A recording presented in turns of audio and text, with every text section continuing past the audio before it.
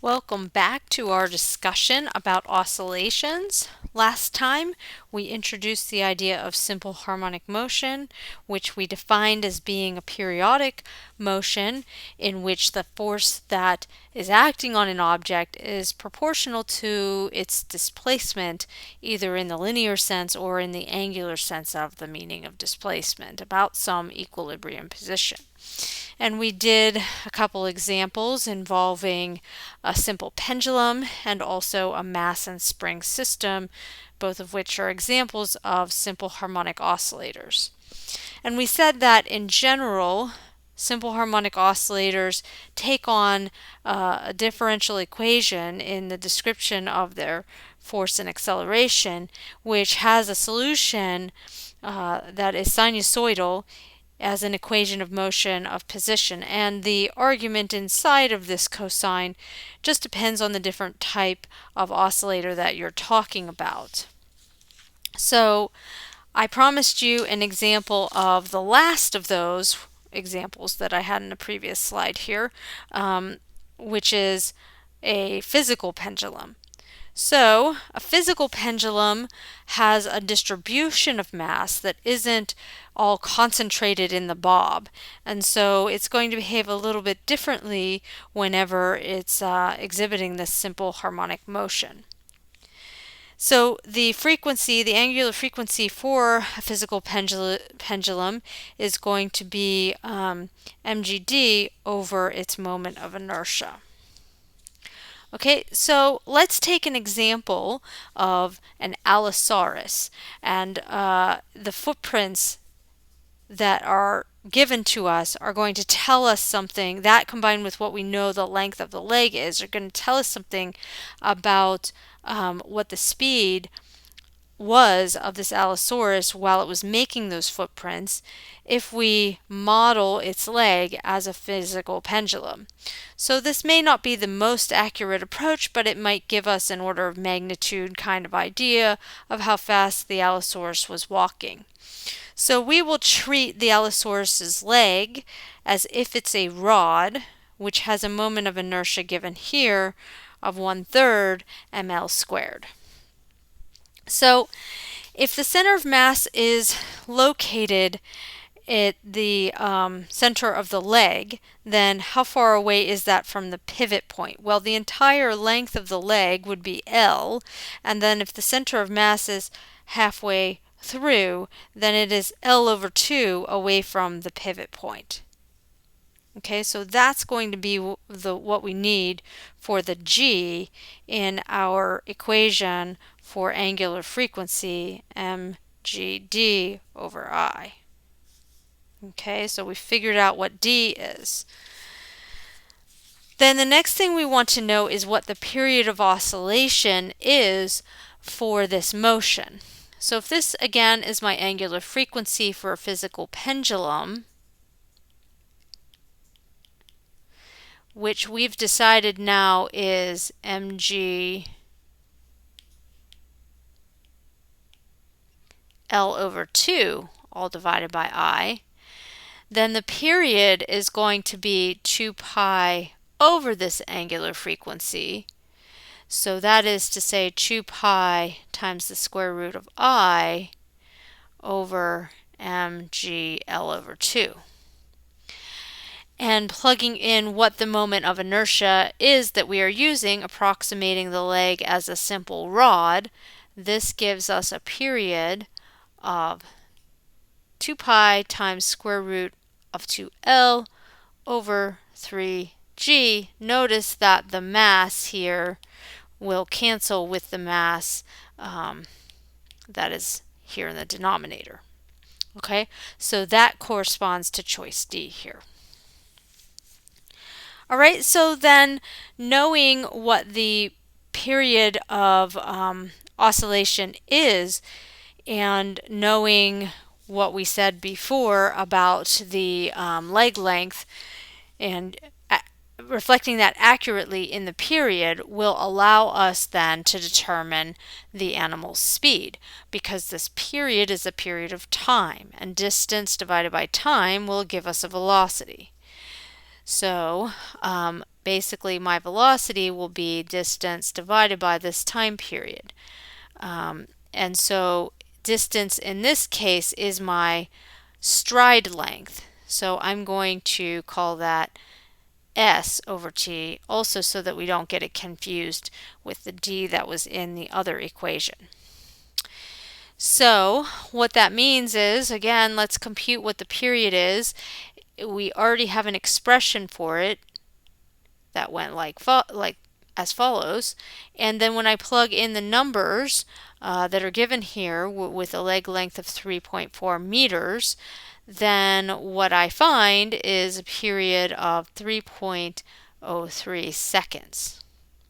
So plugging that into this equation, then the velocity is going to be the stride length over the period, which would tell me that the animal was moving 3.37 meters per second, which is roughly 7.5 miles per hour.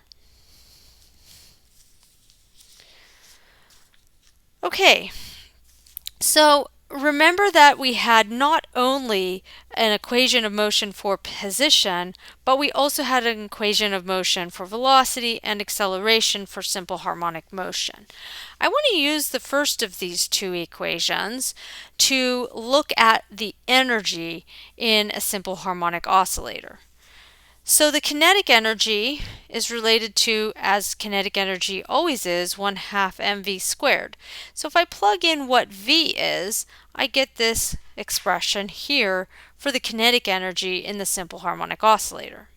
The potential energy is going to have to do with the elastic potential energy, as it is restorative, and I can plug in the position equation in for x, and I get this expression here. So these look a little bit messy, but if I then figure out what is the total mechanical energy of the system, that is kinetic, remember, plus potential, and I add these two things together, add these two expressions together, it turns out that I find a simplification. Because here, sine squared of something plus cosine squared of something is just 1. And what this is telling me then is that the total mechanical energy for this simple harmonic oscillator is a constant proportional to the amplitude squared. And it makes sense that it should be a constant because as we're thinking about what's going on, potential and kinetic energy are just being traded off for one another. As the potential energy increases, the kinetic energy decreases. This is just like what we were saying with conservation of energy, that you're converting one kind of energy to another, but the total remains constant. And so why don't we take a look then at an earlier example of a mass spring system and look at what the total mechanical energy is for this mass spring system given this graph here. Basically, if we can find what the amplitude is, then we will know what the energy is, since we can just plug it in here and the spring constant is given to us. But notice that the cart, so we kind of started the stopwatch while the cart was already moving, which means that we don't actually know, because at time equal to 0, we don't actually know where it had been when it was maximally displaced. In other words, this displacement at time equal to 0 is not representative of the actual amplitude A that will appear in my equation of motion for position. So I'm not going to go through the derivation for you, but in your book it will discuss this a little bit further, although I'm not sure that they go through every step either. But we can, in general, compute the amplitude by this equation here and the phase angle by this equation here, and we can check to see that these make sense. These are general equations that will work whether or not the initial velocity is 0, but let's see and make sure it makes sense when the velocity is equal to 0. So when velocity initial is equal to 0, then this equation here simplifies, this term goes away, and you just get that A is equal to x initial, as I would expect, because now I've displaced its maximum position, and that will be the amplitude. Likewise, your phase angle is equal to 0 as well. Okay, so it checks out, and so this equation is going to help us figure out what the amplitude is in this particular example. So we can look at the graph as we've done before and determine that the period is 6 seconds, meaning that the linear frequency is 1/6 of a hertz and the angular frequency is, as before, pi over 3 seconds. So that means that the amplitude is going to be, by this equation, my x initial squared that I was given, plus the initial velocity squared divided by this angular frequency. When I plug in those numbers, I find that the amplitude is 2.31 meters.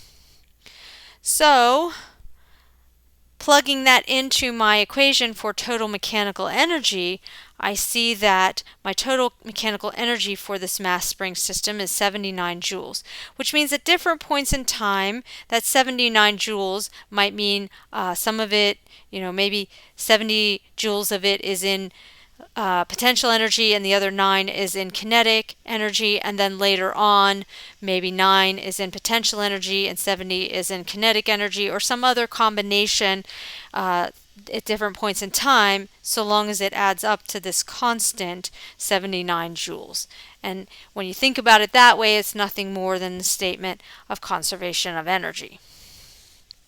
Of course, in this mass spring system, we were ignoring any losses like friction, work done by non-conservative forces. In reality, friction actually is usually present and leads to some sort of loss of energy over time. We don't tend to set a pendulum going and expect it to keep going forever, and that's because it's going to slow down as friction and other losses serve to dampen the oscillation. So damped oscillations basically have the effect of decreasing the amplitude of the oscillation and or the frequency of the oscillation. And they have their own separate time scale, which is generally can be described as some sort of exponential decay. And that dampening, if it's slow dampening, will be what we call underdamped, and if it's rapid energy loss, then we would call it overdamped. So you can plot these two things here, for example, where we see both a weak dampening and a strong dampening of the amplitude as a function of time. So the pink curve you see is still oscillating sinusoidally as we would expect, but the amplitude is dropping off as an exponential decay rather rapidly. In the blue plot, you see again this oscillatory behavior that is indicative of a simple harmonic motion, but the amplitude again is decreasing over time in a slightly more gradual exponential decay. Okay, finally we can do the sort of opposite of a damped oscillation, and we can drive our oscillation. And in that sense, we are essentially trying to transfer some energy to the system. If we tune that driving force to be the natural frequency of the system, then we can achieve a condition that we call resonance. And that occurs whenever this driving frequency matches the system's natural frequency. And of course, the system's natural frequency will depend upon what the system is. We've looked at different frequencies for mass spring systems compared to a simple pendulum and so on. So I would really encourage you to take a look at this YouTube video here where Physics Girl breaks a glass with her voice using the idea of resonance and matching the natural frequency of vibration of this glass. It's a pretty cool demo, and she offers a lot of explanation to go along with it.